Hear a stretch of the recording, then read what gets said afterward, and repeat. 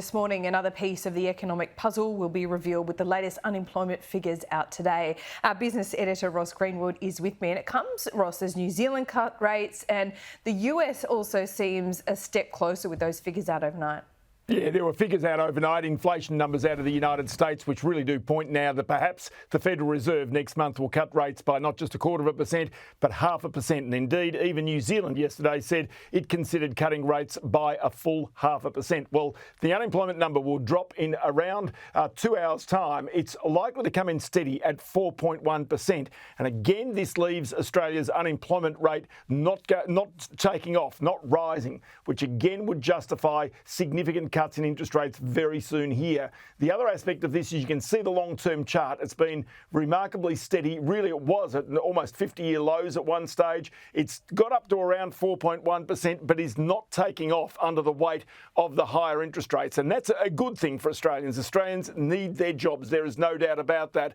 But it is still one of those things where in the United States overnight, quite clearly, they're getting back into a position where rates can be cut. So if you have a look at the quarterly inflation rate, it had been 0.1% during June and then through until July. The annual rate has come in under 3%. So it's come in at 2.9%. And you can see that would be the perfect position where the Reserve Bank would want inflation. But Australia's inflation rate is closer to 4%, just under 4%. And that's the reason why there is ongoing pressure here in Australia for this argument about whether rates should rise or whether they should at some stage in the future be cut.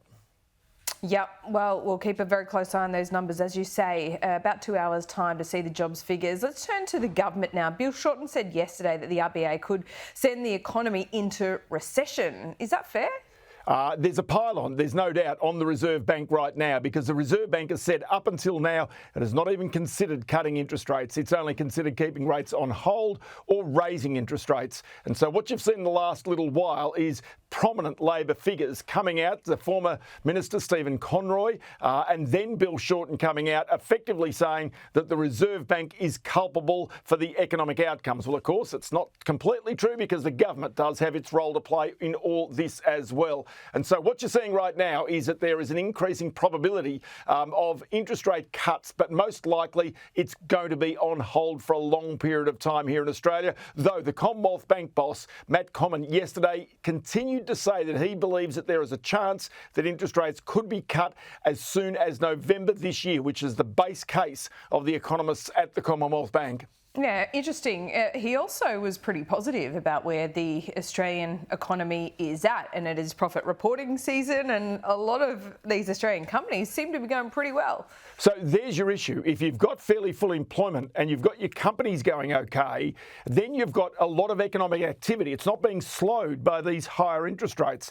And there is your argument for interest rates to be a touch higher than what they are right now. But today we're seeing more of these companies coming out and say, for example, show you a few of them. Here's Telstra as a result. Its profit, that's its headline profit, down 12.8%. Its underlying profit, though, is up by 7.5% to about $2.3 billion. But income is stronger there. There's a few others that are out today. The other one I want to show is the energy company Origin. So have a look at this. Its profit is up by 32%. You saw also yesterday AGL Energy with a massive profit was one of the best performers on the stock market. But other companies coming out today, Cochlear, the ear implant company, has come out with a really very strong result. Treasury Wine Estates, which is Australia's biggest wine producer, which owns Penfolds, also very, very strong. So there is a theme around the profit results which are now coming for the past financial year that really Australia has weathered the storm of these higher interest rates and is in much better shape, which is good for employment, perhaps not so good for the interest rates.